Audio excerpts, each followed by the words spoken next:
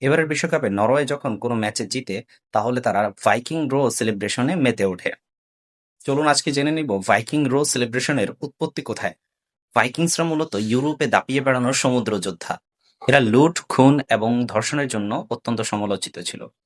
ভাইকিংসদের জাহাজ দেখা আর আজরাইল দেখা দুটোই ইউরোপীয়দের কাছে সমান ছিল। এরা নির্দিষ্ট কোনো ধর্মমতে বিশ্বাসী ছিল না। তবে তাদের মধ্য থেকে যারা বিভিন্ন দেব-দেবীর পুজো করত, এই দেব-দেবীদের নামানুসারে সপ্তাহে ৭ দিনের ৫ দিন নামকরণ করা হয়েছে।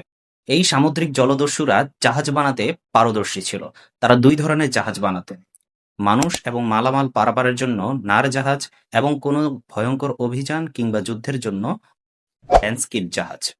এই জাহাজের সামনে ড্রাগনের নকশা কাটা থাকতো, তাই এই জাহাজকে ড্রাগন শিপও বলা হয়। এই যুদ্ধ জাহাজে ৫০ থেকে ৬০ জন ভাইকিংরা উঠত এবং তাদের মধ্যে ১৬ থেকে ৩২ জন দাঁড় বাইত। ঠিক তাকেই কেন্দ্র করে নরওয়ে এবার তাদের প্রতিটি ম্যাচের জয়ের সেলিব্রেশনটা ভাইকিং রো দিয়ে করে থাকে। এই সেলিব্রেশনের মাধ্যমে নরওয়ে জানান দিতে চাচ্ছে যে ২৮ বছর পর তারা বিশ্বকাপে ভয়ঙ্কর রূপে ফিরে এসেছে। তবে স্ক্যান্ডিনেভিয়ান রাষ্ট্রগুলো অর্থাৎ নরওয়ে, ডেনমার্ক, সুইডেন গঠিত হলে এই ভাইকিং যুগের অবসান ধীরে ধীরে ঘটতে থাকে।